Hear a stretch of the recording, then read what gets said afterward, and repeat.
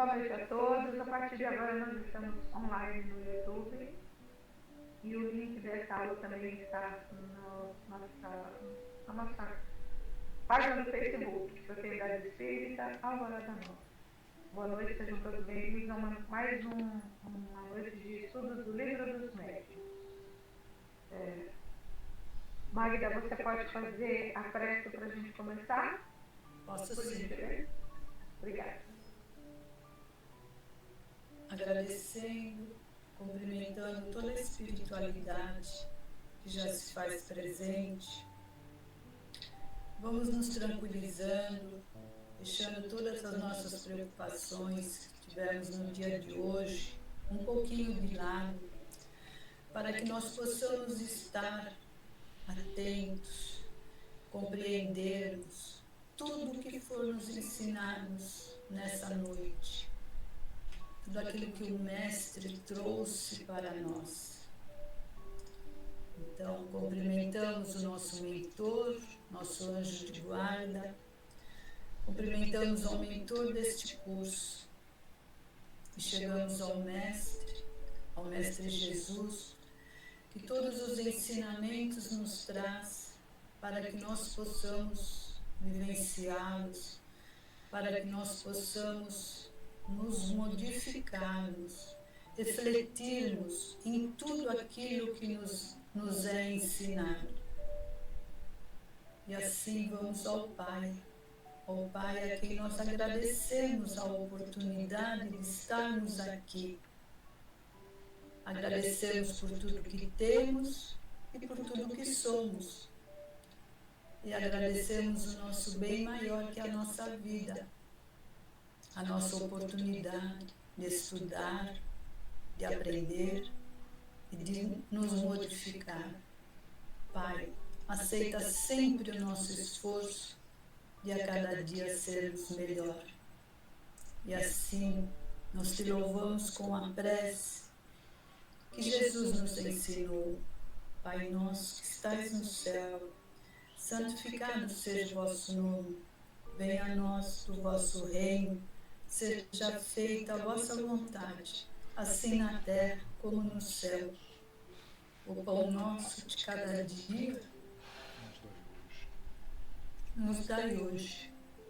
Perdoa as nossas dívidas, assim como nós perdoamos os nossos devedores. Não nos deixe, Pai, cair em tentação, mas livra-nos de todo mal. Que assim seja. Graças a Deus, graças a Jesus.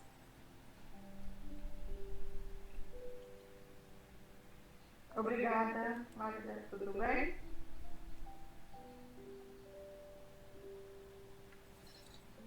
Tá tudo bem, Magda. Então nós estávamos falando no capítulo 20, que fala sobre a influência moral do médium, né? Estamos no item 229, porque nós vamos ler hoje. 230. Ah, perdão, 230, tá certo, certíssimo. Olhei a marcação errada aqui. Você pode ler pra gente, Edna? Sim. 230. A instrução seguinte sobre esse assunto nos foi dada por um espírito de quem já relatamos muitas comunicações. Já dissemos, os médiums, na qualidade de médiums, desempenham apenas uma influência secundária nas comunicações dos espíritos.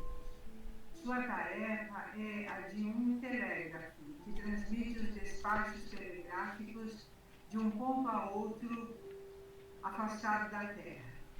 Assim, quando queremos ditar uma comunicação, agimos sobre o médium como o empregado do telégrafo age sobre o seu aparelho, ou seja, assim como o tic-tac do telégrafo, aliás, o tic-tic do telégrafo vai escrevendo a milhares de léguas sobre uma tira de papel sinais reprodutores do despacho, Do mesmo modo, comunicamos através de distâncias incomensuráveis que separam o mundo visível do mundo invisível, o mundo material do mundo encarnado, o que queremos vos ensinar por meio do aparelho mediúnico.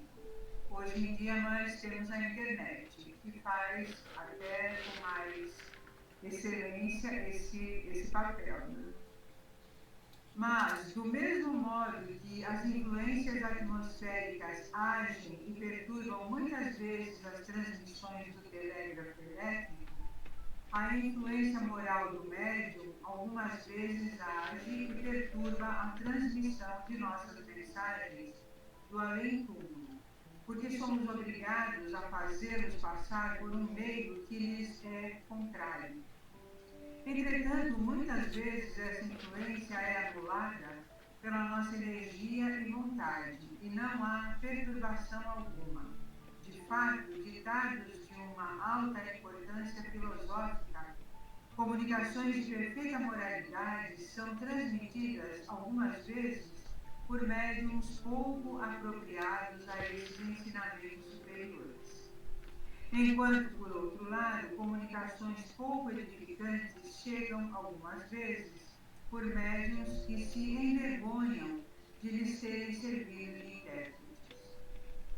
Em tese geral, pode-se afirmar que os espíritos atraem espíritos que lhes são semelhantes e que raramente os espíritos das esferas elevadas se comunicam por aparelhos maus condutores quando têm à mão bons aparelhos mediúnicos. Uma palavra, bons médiuns. Os médiuns levianos e pouco sérios atraem para si espíritos da mesma natureza. É por isso que suas comunicações são marcadas por banalidades, frivolidades, ideias sem sequência e muitas vezes heterodoxas, espiritualmente falando. O heterodoxo significa os ensinamentos contrários ao espiritismo.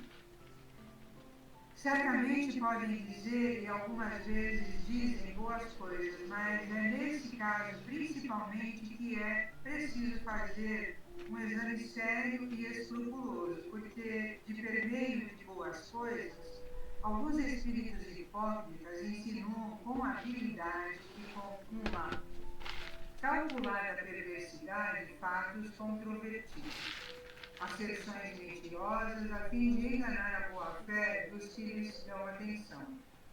Deve-se, então, cortar sem piedade qualquer palavra, qualquer frase equivocada e conservar no ditado apenas o que a lógica aceita ou que a doutrina espírita já ensinou.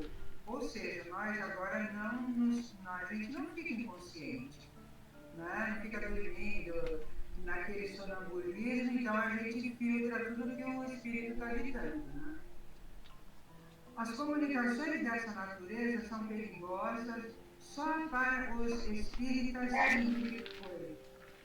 Deixa eu só fazer uma parte, né?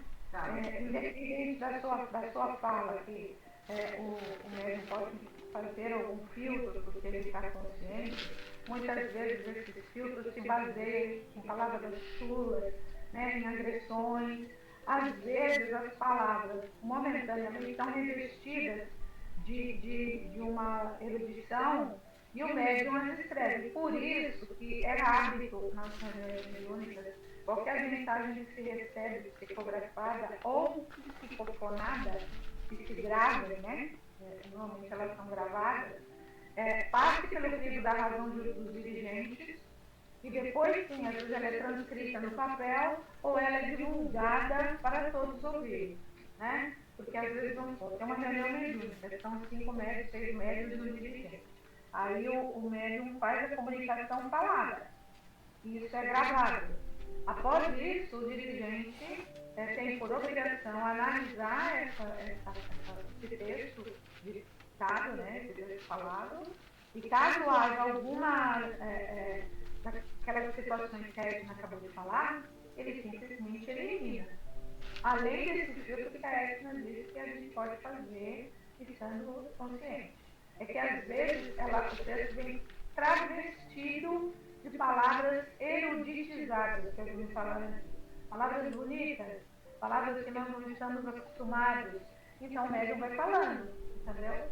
Porque muitas vezes nós estamos conscientes, mas eu não sei, eu falo o início da frase, mas eu não sei o fim. Ela vem vindo, daí o encadeamento das ideias, muitas vezes, foge a percepção do médium.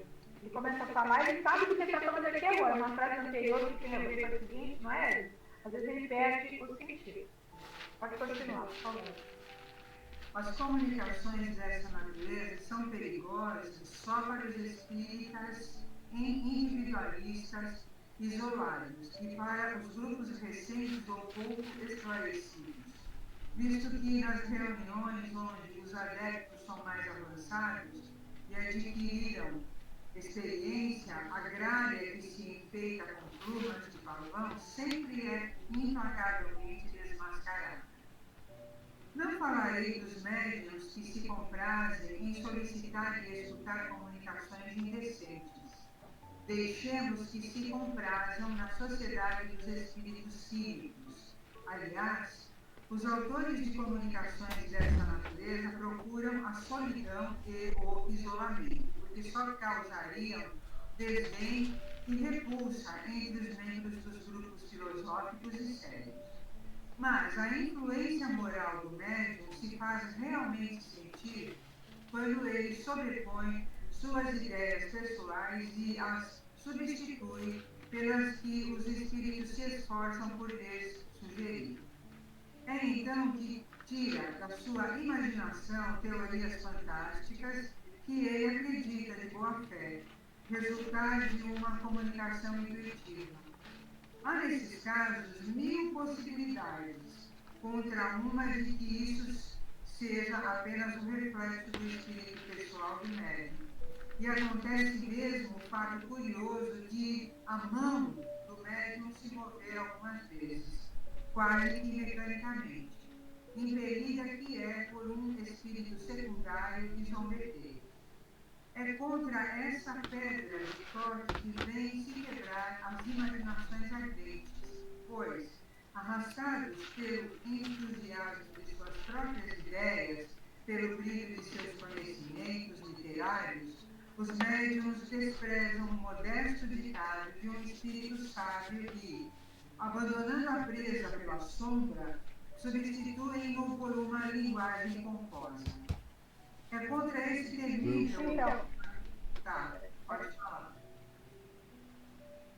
Então, é o que a gente estava falando, né? Os médiums, às vezes, por que a moral do médium, esse texto é maravilhoso. A moral do médium influencia nas comunicações. Porque quando ele tem muito conhecimento intelectual, literário, ele lê muito, mas ele não tem evolução moral, certo? Então, ele quer aparecer, ele quer que a comunicação seja bonita. Muitas vezes ele faz ele mesmo a própria comunicação sem se perceber, é o animismo, né? E muitas vezes são espíritos inferiores que vêm da comunicação já em contato com ele por causa do orgulho, do egoísmo, do personalismo que é característico desse médium. E muitas vezes os companheiros de trabalho não sabem disso. Porque só sabe quem faz a forma íntima, quem a faz. Quem se olha no espelho e vê a mudança do seu comportamento, dos seus valores. A gente pode, daqui para fora, demonstrar qualquer coisa, entendeu?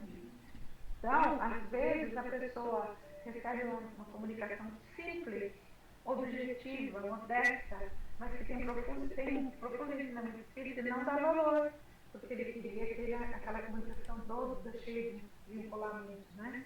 Aí está o perigo. Pode continuar, Ellen. É contra esse terrível obstáculo que vem igualmente se chocar as personalidades ambiciosas que, na falta de boas comunicações que os bons espíritos lhes recusam, apresentam suas próprias obras como desses espíritos, que a Maria já acabou de falar. Eis porque é preciso que os dirigentes dos grupos espíritas estejam munidos de um tato apurado e de uma rara sagacidade para discernir as comunicações autênticas das que não o são e para não ferir os que iludem a si mesmos. Na dúvida, abstente, diz um de vossos antigos provérbios.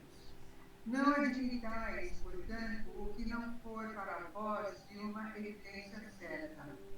Desde que uma opinião nova se apresenta, por pouco que vos pareça duvidosa, passai-a pelo crivo da razão e da lógica. Porque a razão e o bom senso reprovam.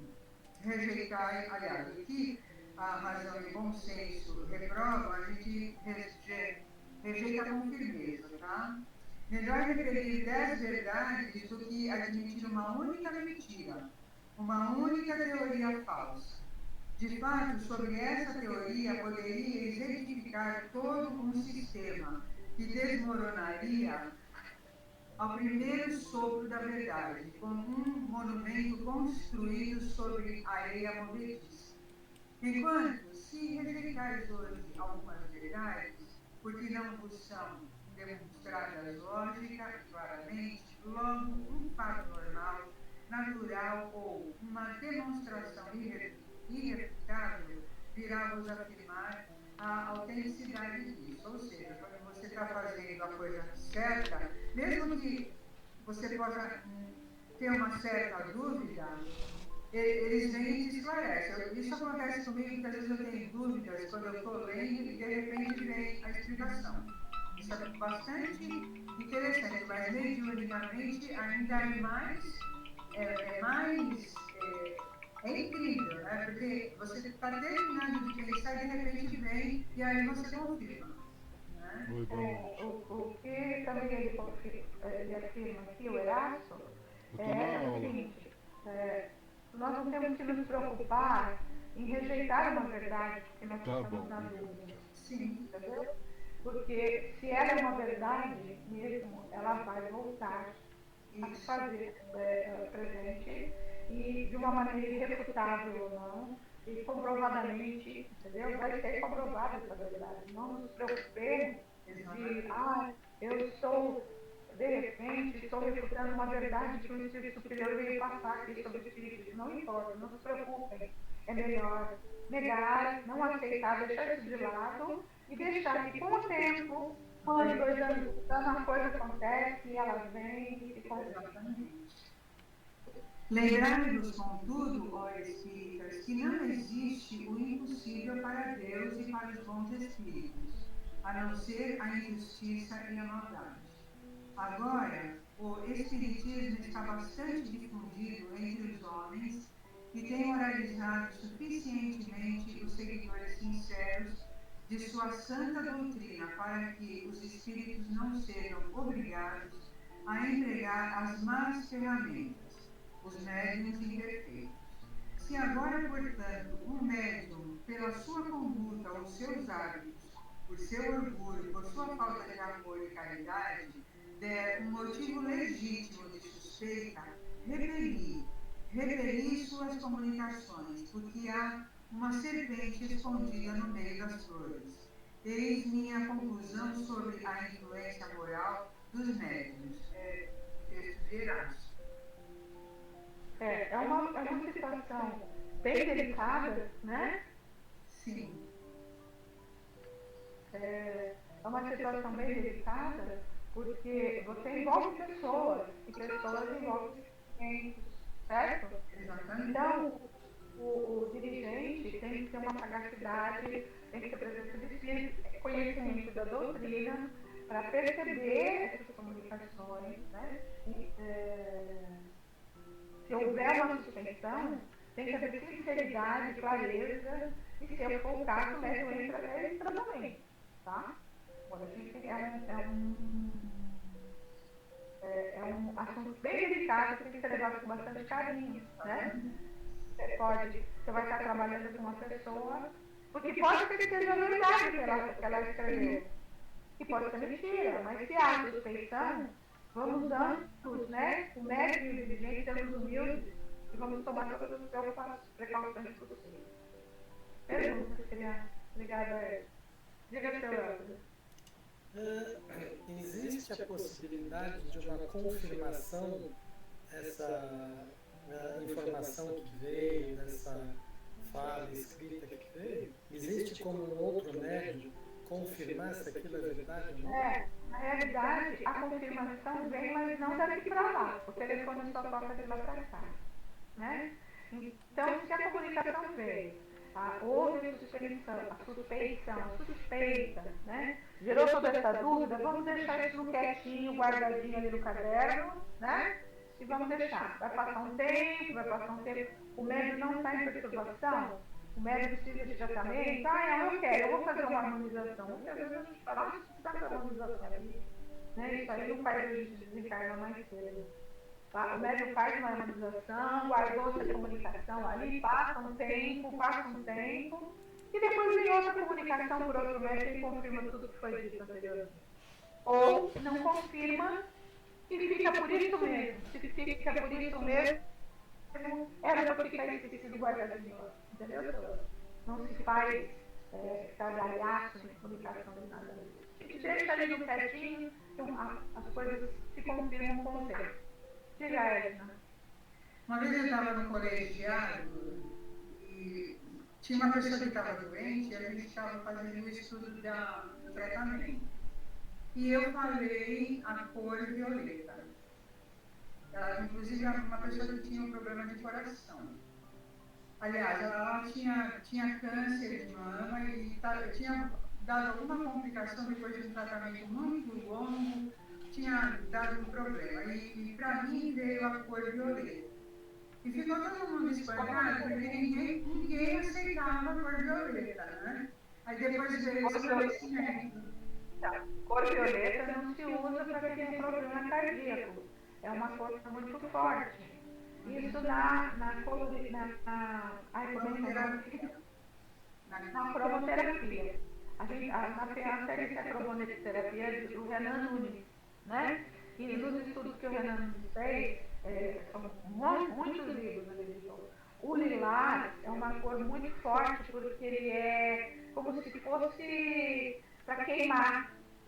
Sabe aquele ferrinho de solda que queima para cicatrizar? Eu esqueci a palavra agora, fugiu. Cauterizador, tá? Poxa, mas peraí, a pessoa tem problema de coração, não se pode usar violeta. Passou-se um dia ou dois, né? Ou na semana seguinte, né? Veio a confirmação via espiritualidade que era o violeta para o câncer. Não era? Sim. Era para o tratamento de câncer. Era violeta. Assim como às vezes tem o vermelho, que é uma cor que a gente não usa muito, são cores excitantes, né? Mas quando vem, a gente até fala que os irmãos espirituais possam nos orientar posteriormente, que nós ficamos na dúvida com referente a essa cor. Que nós não sabemos quem é a pessoa no colegiado do Deus. A ficha vem sem nome, tá? Não é ficha com nome. E mesmo que venha a ficha com nome, quem está com a ficha na mão é o dirigente do colegiado. Então nós, os médiuns, não sabem quem é. Normalmente a gente sabe depois porque a gente fala da pessoa gorda, idosa, baixa, alta, e vai associando tudo, a gente acaba descobrindo. Porque a gente tem a sensação disso, a gente não vê o nome. O nome e a doença que deu origem. Daí, quando a pessoa pede a orientação da espiritualidade por dúvida em algum tratamento, na semana seguinte ele responde. Normalmente.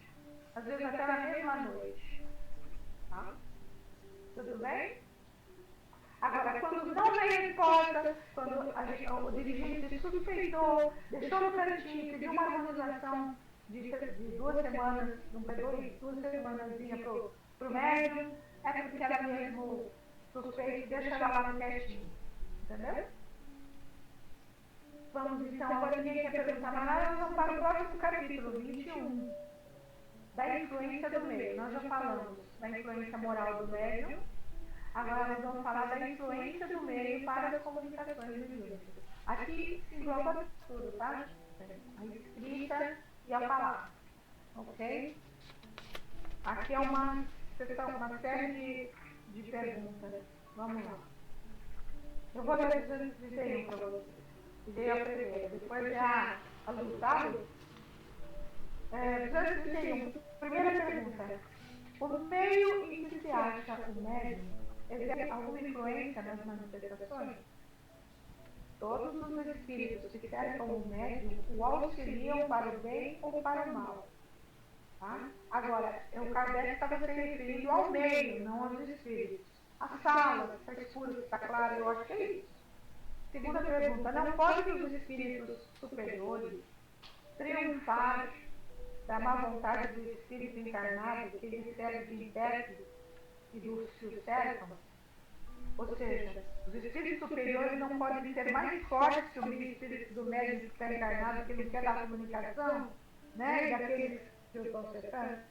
A resposta, pode, quando for conveniente e conforme a intenção da pessoa que a ele se dirige.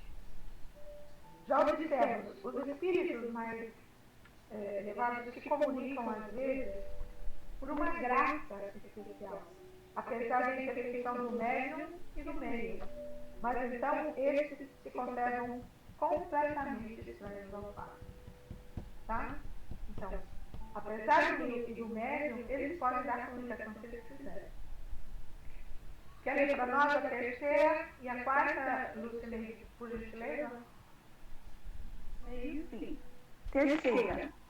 Os espíritos superiores tentam levar às reuniões fúteis intenções mais sérias? Os espíritos superiores não comparecem às reuniões em que sua presença é inútil, aos meios de pouca instrução, mas onde há sinceridade, vamos de boa vontade, mesmo que só encontremos instrumentos deficientes. Mas, aos meios instruídos, em que a ironia impera, não vamos. Neles é necessário tocar os olhos e os ouvidos, e esse é o papel dos espíritos batedores e zombeteiros. É bom que os que se vangloriam de sua sabedoria sejam humilhados pelos espíritos menos sábios e menos adiantados. 4. É proibido aos espíritos inferiores comparecerem às reuniões sérias? Não. Às vezes permanecem nelas a fim de aproveitarem os ensinamentos que vos são dados, mas se calam como destolvados numa reunião de sábios.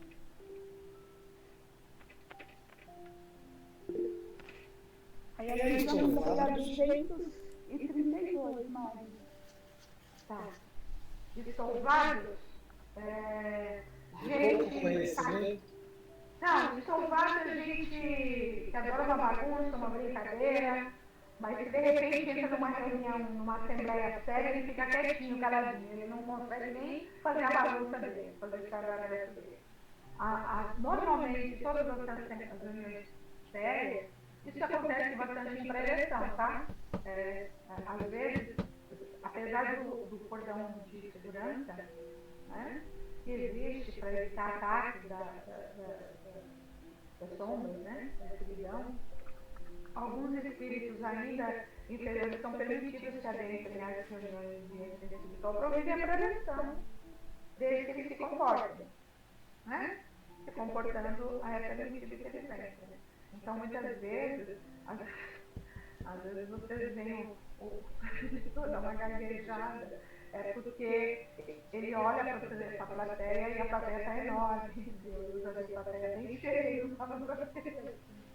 já vi algum meu encontro para um mentor da casa de Deus, o meu encontro para me cumprimentar, bem gaguejo, mas isso tudo é coisa boa também. Tudo bem? Podemos seguir? Mário, você pode ler a 232? Nossa, estão bem grandes essas agora. Leio sim. 232. Seria erro crer que é necessário ser médium para atrair a si os seres do mundo invisível. O espaço está cheio deles. Temos-los incessantemente em redor de nós, ao nosso lado, e eles nos veem, nos observam, participam de nossas reuniões, acompanham-nos ou de nós se afastam, conforme nos atraiamos ou os repelamos. A faculdade mediúnica nada tem a ver com isso. Ela não passa de um meio de comunicação. De acordo com o que temos visto sobre as causas de simpatia ou de antipatia dos espíritos, facilmente compreender-se-á que devemos estar cercados por aquele que tem afinidade pelo nosso próprio espírito, conforme seja ele elevado ou inferior. Consideremos agora o estado moral do nosso globo e compreenderemos qual o gênero de espíritos que devem predominar entre os espíritos errantes. Se tomarmos cada povo em particular, poderemos julgar pelo caráter dominante dos habitantes, por suas preocupações, por seus sentimentos mais ou menos morais e humanitários, das ordens de espíritos que aí se encontram de preferência. Partindo deste princípio, suponhamos uma... Pois não. Espíritos errantes. Alguém pode... Edna, você não vale. Não vale. Alguém pode dizer o que seriam espíritos errantes? Olha, está no livro dos espíritos, dizem. São aqueles que estão no estado de evolução, estão no caminho errado, né? E ainda não conseguiram atingir um estágio probatório. Não, também, mas não é isso tudo. Nós temos o espírito encarnado. É aqueles que estão em encarnação e a outra, esperando ficar. Exatamente. Como é que é? Eu não entendi. Repete, Alê. Espíritos errantes são aqueles que estão entre uma encarnação e a outra. Aguardando. A erraticidade. Não é aquele que vive errando. Isso, O nome de Deus é outro, porque confunde. Porque assim, nós temos os espíritos que estão na espiritualidade já em definitivo, sem tarefas outras. Nós temos os espíritos que são errantes, desencarnaram e que estão estacionados num determinado lugar se preparando para reencarnar de novo. Tá? Esses são os espíritos errantes. Tá? Então, o que é interessante, né, que a Magda estava lendo, é que se você quer saber qual é o espírito que te assiste, ou os espíritos que assistem uma cidade, você veja, que estão ali, né? Você veja a característica do povo em particular. Porque os similares se atraem, né? Mas pelas suas preocupações, pelo caráter dominante dos habitantes, pelos sentimentos morais. Fala, Madei. Mari, isso que você falou de um povo, vale também para uma família, vale? Nossa família, a sociedade. Vale para nossa família, né? A família que vive em briga, que vive em desacordo, que vive em confusão, uns brigando com os outros, uma hora é um, outra é outra. A minha é um exemplo clássico disso, né? Somos espíritos que estão resgatando débitos e por isso estão na mesma família. Então, são todos. E é lógico que os espíritos errantes que estão por ali por perto, os espíritos que estão por toda parte, são da mesma categoria. Adoram uma briga, querem confusão, e daí ficam mais ainda aquela família, uns brigarem uns contra os outros. Entendeu? É muito difícil só ter a companhia de gente, se nós estamos com um pensamento ruim, de briga, com mágoa, com confusão. É muito difícil. Porque mesmo o nosso anjo de guarda, quando começa essa sessão, ele fica só ali a pessoa de olhando. Você não vai interferir no nosso vereador. Não vai chegar para você e falar, para de brigar, tem um pouco mais de paciência. Não. Ele me dá. Se eu me afinizo com aquele espírito que está radiando ali, entendeu? Então, você entenda que a atmosfera psíquica do nosso planeta é compatível com a qualidade psíquica dos seus habitantes e dos espíritos que gravitam em torno da Terra esperando a reencarnação. Vocês imaginem a atmosfera psíquica da Cracolândia, com a qualidade dos espíritos que estão esperando a reencarnação, que estão ali envolvendo e envolvidos. Que você não sabe quem está envolvendo quem mesmo, se é o encarnado ou o desencarnado. Entendeu? Um bar, um prostíbulo, estou falando muito bonito, né? A casa das primas, né? Não estou questionando profissão nenhuma, pelo amor de Deus. Estou falando do ambiente vibracional. Assim como aquela que tem problema com comida, entendeu? É a mesma coisa. O nosso pensamento é energia. Então, eles estão ao nosso redor o tempo todo. Vocês já ouviram falar? Tem um fenômeno sociológico, né, seu Elber? Então, deve ter estudado, já quem fez faculdade, ou vocês todas já devem ter ouvido falar. Eu esqueci o nome do fenômeno, mas acontece quando tem uma multidão ensandecida. Acontece alguma coisa, um evento, e a multidão reage sem nem saber por que está reagindo. Porque o indivíduo perde a identidade própria. No fenômeno sociológico, a identidade da massa. Isso, identidade de massa, né? Você perde a sua identidade individual e você age sem pensar. Então, o pessoal quebra tudo, depreda tudo, ou lixam uma pessoa, né? Mas isso é, sem dúvida, a influência de espíritos de vibração extremamente negativa que estão ali também insuflando para que isso aconteça. É lógico, o ser humano relacionou, né, com um entendimento sociológico, mas na realidade é fruto de é como se fosse uma obsessão, né, repentina e todo mundo de repente, daí depois passa, né? A pessoa perde a sua individualidade.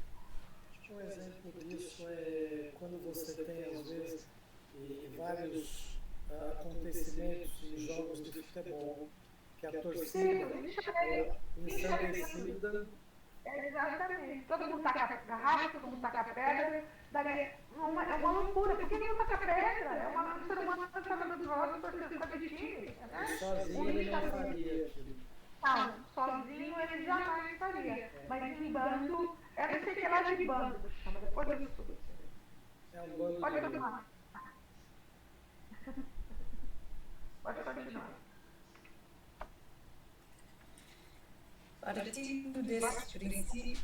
Partindo desse princípio, suponhamos uma reunião de homens levianos, inconsequentes, ocupados com seus prazeres. Quais serão os espíritos que aí se encontram de preferência? Com toda certeza, não serão os espíritos superiores, do mesmo modo que os nossos cientistas e os nossos filósofos aí não irão passar o tempo. Assim, toda vez que se reúnem alguns homens, têm eles consigo uma assembleia oculta, que se afina com as suas qualidades e com os seus desvios, abstração feita de todo pensamento de evocação. Admitamos agora que eles tenham a possibilidade de entreter-se com seres do mundo invisível por um intérprete, isto é, por um médium. Quais os que responderão ao seu apelo? Evidentemente, os que lá estão preparados e que apenas aguardam a ocasião de comunicar-se. Se numa reunião fútil for chamado um espírito superior, poderá ele vir e até fazer ouvir algumas palavras razoáveis, como um bom pastor vem ao meio de suas ovelhas tresmalhadas. Mas, do momento que vê que nem é compreendido nem escutado, vai-se embora, como os faríeis vós mesmos em seu lugar, e o campo fica livre aos outros. Acabei de falar, né? Olha, eu não tinha lido, juro por Deus. É exatamente isso, né? É o que a gente fala. Eles estão rodeados de espíritos da mesma categoria vibratória. Pode ler, Marlene, para nós? A 2, 3, 3, né? Sim. A seriedade de uma reunião, entretanto, não é sempre suficiente para abrir comunicações elevadas. Há pessoas que nunca riem, mas nem por isso têm um coração mais puro. Ora, é acima de tudo o coração que atrai os espíritos bons. Nenhuma condição moral impede as comunicações espíritas, mas se estamos em más condições, nos entretemos com os que se nos assemelham. Não perdem a ocasião de nos enganar e quase sempre estimulam os nossos preconceitos. Vemos assim a enorme influência do meio sobre a natureza das manifestações inteligentes. Mas essa influência não se exerce como pretendiam algumas pessoas, quando ainda não se conheciam como hoje o mundo dos espíritos, e antes que as experiências mais decisivas tivessem esclarecido as dúvidas. Quando as comunicações concordam com a maneira de ver dos assistentes, não é que as suas opiniões se tenham refletido no espírito médio como no espelho, mas que os espíritos simpáticos a estes, para o bem ou para o mal, participam da mesma ideia. A prova disso é que, se puderem atrair outros espíritos para se comunicarem em lugar dos que habitualmente cercam, mesmo médium falará uma linguagem muito diferente, com comunicações bastante afastadas das suas ideias e convicções. Em resumo, as condições do meio serão tanto melhores quanto maior homogeneidade houver para o bem, com mais sentimentos puros e elevados, mas desejo sincero de aprender sem segundas intenções. Influências do meio. Só depende de quem? De nós também. Né? Qualidade moral do médium que influencia as comunicações. Só depende dos médios. Nós mesmos. Né? E é bem interessante que ele já começa. Alguém levantou a mão? Não. Não, né? Ele já começa dizendo, né? A mediunidade independe de moral. Você não tem como esconder aquilo que você está vivendo. Né? Eu posso, aparentemente, para todos os meus companheiros de casa espírita, de colegiado, tá fazendo tudo certinho. Mas, no fundo, eu estou. Vamos continuar? Mari, uma questão, eu acho que a gente tem que fazer um esforço bastante grande, né? Porque se tem toda essa vibração no planeta, que não é das melhores, né? Está aí o planeta cercado de espíritos que Passa das precisam. nossas próprias vibrações. Pois é, mas então, e aqueles que estão lá no meio, um pouquinho, né? Vai ter que fazer esforço dobrado, né? Porque. Basta cada um fazer a sua parte. Sim, mas... Se numa reunião, então você tem 3, 4 pessoas, essas 3, 4 estão imbuídas de sentimentos sérios, verdadeiros, de reforma, de moralização, de fazer o bem, e eles vêm na nossa pequenininha e não vai num centro de 300 pessoas. Entendeu? É o esforço de contar gotas mesmo. Aqui a gente precisa saber, porque isso aqui é estudo dos livros dos médiuns. Isso vai interferir no desempenho da mediunidade. Né? Então é preciso que a gente saiba isso. O ambiente é todo adverso. É isso que você quer dizer, né? O ambiente é todo adverso. Mas é assim mesmo. É na adversidade, né? No temporal que você prova que as suas telhas são boas. Se os cargos que estão fazendo a sua casa são firmes, são edificados na rocha mesmo. E é na adversidade que a gente aprende, né? Exatamente, na dificuldade. Vamos seguir?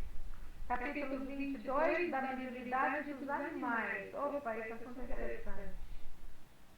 Edna, você pode ler para mim a 234? Acho que dá tempo, né? Sim. Mediunidade entre os animais. Dissertação de um espírito sobre essa questão. Os animais podem ser médiums? Essa questão tem sido levantada com frequência e alguns fatos parecem responder a ela de modo afirmativo. O que especialmente deu crédito a essa opinião foram os sinais notáveis de inteligência de alguns pássaros adestrados que parecem adivinhar o pensamento e tiram de um maço de cartas as que têm a resposta exata a uma questão proposta.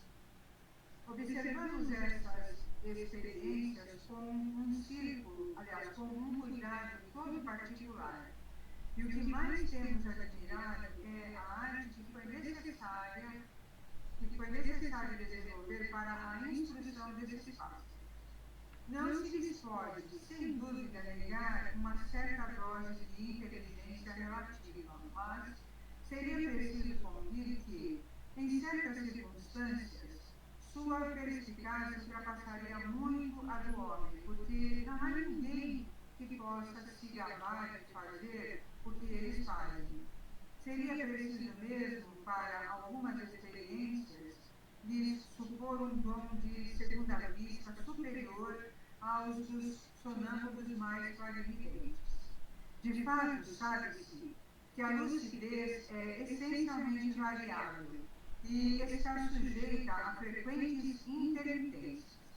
Enquanto entre esses pássaros seria permanente e funcionaria no momento apropriado, com uma regularidade e uma precisão que não se vê em nenhum sonâmbulo.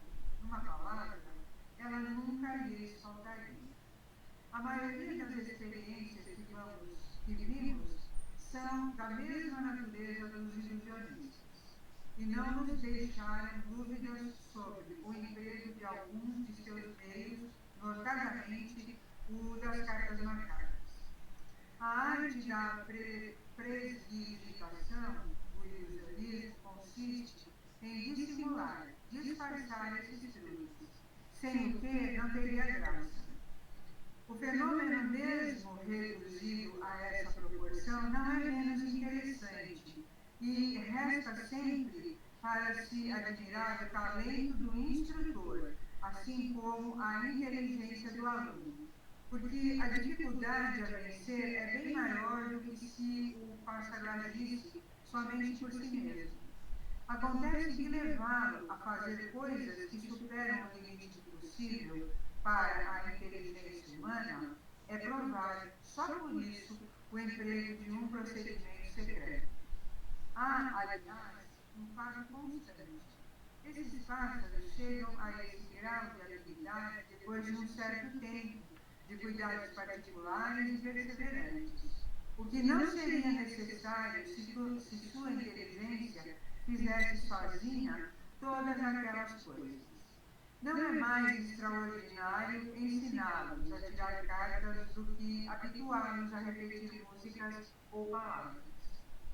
Aconteceu o mesmo quando os ilusionistas quiseram imitar a segunda vista. Fazia-se levar o sujeito ao extremo, para que a ilusão fosse de longa duração. Desde a primeira vez que assistimos a uma sessão desse gênero, vimos apenas uma imitação muito imperfeita do sonambulismo, revelando a ignorância das condições mais essenciais dessa faculdade. Então, assim, né, se o animal tivesse essa propriedade que é a mediunidade, ele não precisaria ser adestrado, ele não precisaria ser treinado, ele não precisaria sofrer, por exemplo, não é sofrer, na verdade, ser treinado. Então, o que a gente faz para adestrar um animal? A gente repete, uma hora ele começa a fazer sozinho. É a assimilação. Exato. Estímulo positivo. Você pede para ele fazer e dá um descontinho. Pede para ele fazer e dá um descontinho. Os animais também aprendem por estímulo negativo. Agressões, infelizmente, tem pessoas que fazem isso. Né? Agora, não existe a possibilidade de haver mediunidade nos animais, porque no animal, qualquer tipo de animal, essa categoria, né, não existe espírito ainda. Então não tem, pode até, nem ter espírito, para ser mais sincero, existe uma forma rudimentar, porque é uma inteligência rudimentar. Eu não vou entrar muito nesses detalhes ainda, mas quem fez escola lembra disso. Né? Lembra dos 5 reinos? Minerais, vegetais, animais e hominais. Do vegetal para o animal e do animal para o hominal, o princípio inteligente, que é a fagulha, o pensamento divino materializado, ele vai para o plano astral para ser trabalhado o seu corpo perispirítico e volta. Quando ele chega no animal e vai para um plano astral superior, então lá é formado aquele espírito. E daí se pega um princípio inteligente, vai virar espírito, vai virar um, entendeu? Ele tem o princípio inteligente latente nele, está passando pela fase animal, mas ele não tem o perispírito ainda, ele não é um espírito. E a mediunidade é o dom de comunicação entre os dois mundos para os espíritos. Então, mas aqueles que fazem tudo isso são excelentes aprendizes. Mas e um gato? Que chega uma pessoa na casa da pessoa que tem um gato, se o gato não gosta, o gato vai lá e arranha ou pode. Isso é característica dos felinos. Se você procurar uma pessoa especializada, ele vai te explicar. O gato não gosta de ninguém estranho na casa, porque a casa é dele, não é do dono dele. Entendeu? Os felinos são agem assim. E, mas por que para uma pessoa eles vão se enroscar na perna e para outras pessoas ele arranha? Quer dizer que a pessoa que arranha tem energia ruim? Não tem nada a ver. É reação do gato. É reação do gato. Tá? E isso com vários outros animais, né? Os papagaios, aqueles que repetem, as aves, todos. Tá? Compreendido? Ficou dúvida? Podemos seguir? Lucinei? Ou vamos, será que vai dar? Vamos ler 235, né? Isso aí é pequenininha. A Lu lê para nós e a gente encerra. Ok, 235. De qualquer maneira, as experiências acima deixam intacta a questão principal, pois assim, como a imitação do sonambulismo não chega à existência da faculdade, a imitação da mediunidade nos pássaros, nada prova contra a sua possível existência nesses ou em outros animais. Trata-se, pois, de saber se os animais são aptos, como os homens, a servir de intermediários aos espíritos para as suas comunicações inteligentes.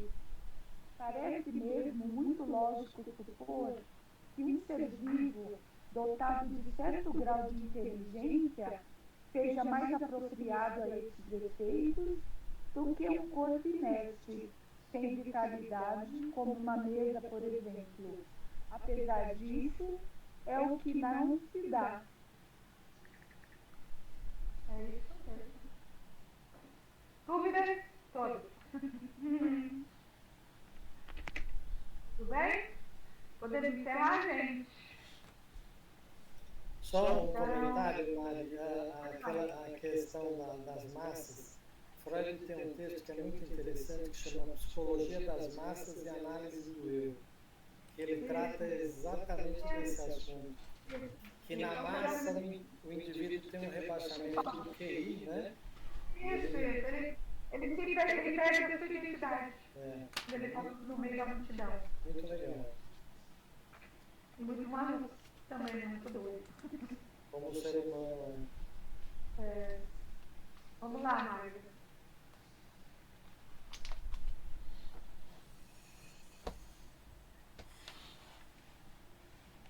Pai, agradecemos por mais essa oportunidade que estamos tendo, de mais esse aprendizado, de mais essa troca. E para agradecer, nós vamos fazer as nossas vibrações, vamos doar o nosso melhor sentimento, para que a espiritualidade possa levar fé, amor, paz para todo o universo, para todas as moradas da casa do Pai, para o nosso planeta Terra, vibrar muito amor, muita paz, muita luz, vibrar por toda a sua humanidade, por todas essas pessoas que passaram por essas catástrofes naturais, que estão perdidas, pensando que não existe o amanhã, mas que elas possam enxergar, que elas possam sentir que o Pai não desampara ninguém, que elas possam ter fé e sempre esperar que o amanhã é melhor do que o hoje. Vibrar com muito amor e carinho por essas pessoas que sofrem num leito hospitalar, que eles possam ter fé, que eles possam ter esperança. Vibrar pelos jovens, idosos, crianças desamparadas, por esses que estão em situação de rua, perdidos de si, sozinhos, que eles recebam as nossas vibrações de amor, de carinho, que eles possam encontrar um caminho a seguir. Vibramos pelos nossos familiares, vibramos pelos nossos amigos encarnados e desencarnados, vibramos pelos nossos lares, que Jesus adentre em cada lar, trazendo paz, amor, harmonia. E vibremos por nós mesmos, como eternos aprendizes que somos, graças a Deus e graças a Jesus. Obrigada, Magda. Paz e luz para todos nós. Queridos, até a semana